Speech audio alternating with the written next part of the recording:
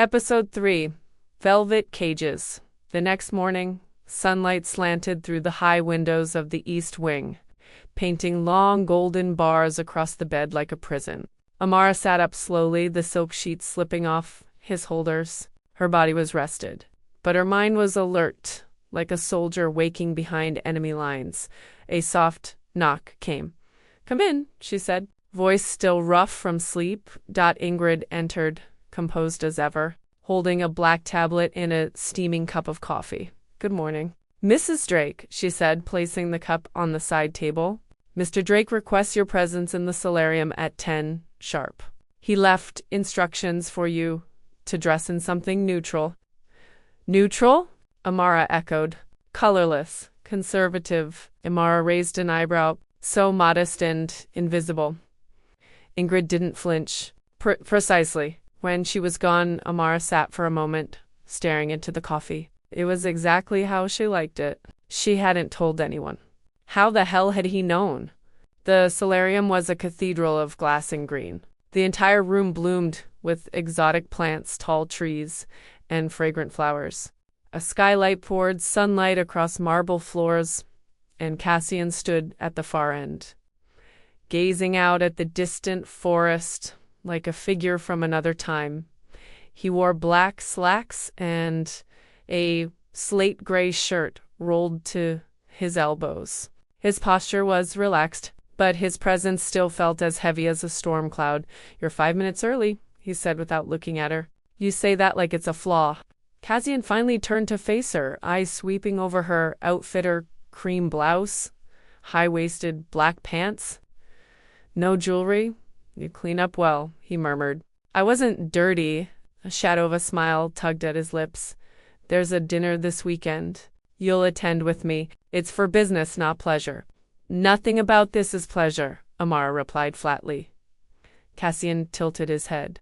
"No? You're living in a mansion, eating gourmet meals, earning more than most people make in a year." "I sold my name, not my soul." He stepped closer. "You sure about that?" Amara didn't retreat. "If you want me to be your wife in public, then respect me in private. I'm not your prisoner." "No," he said, almost gently. "Here's something worse." She frowned. "And what's that?"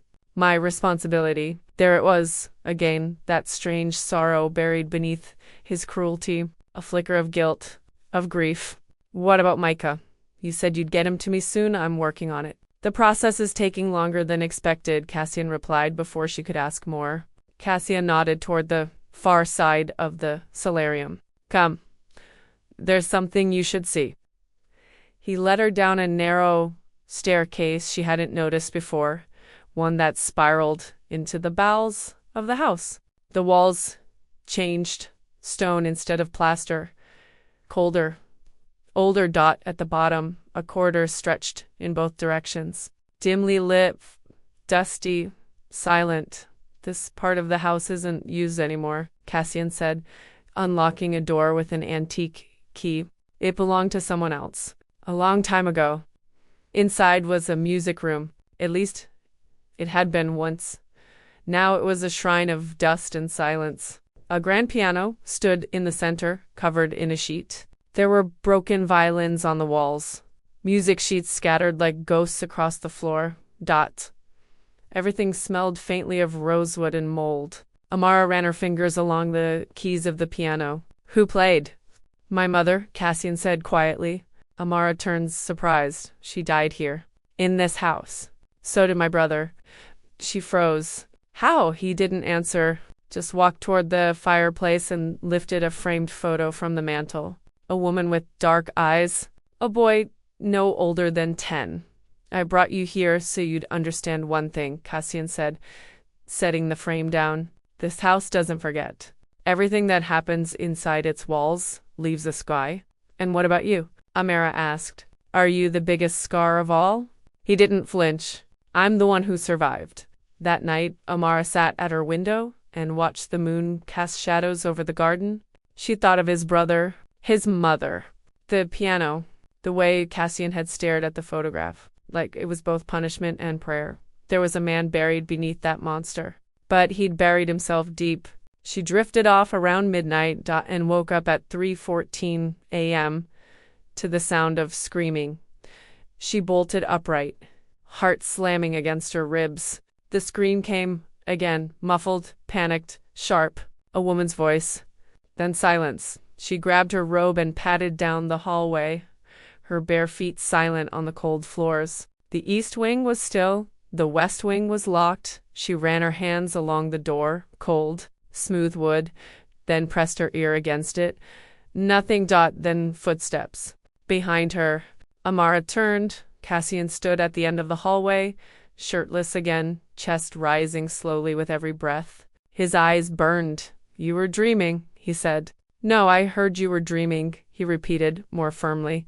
She stared at him, pulse racing. There was a scream. "You live in a house that's 160 years old? It makes noise." "That wasn't a pipe, Cassian." He stepped closer, voice soft. "You're tired, overwhelmed. Don't let this place play tricks on you." She hesitated.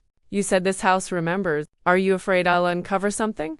"I'm afraid you'll start imagining things that aren't there." He brushed past her gently, hands clasped behind his back.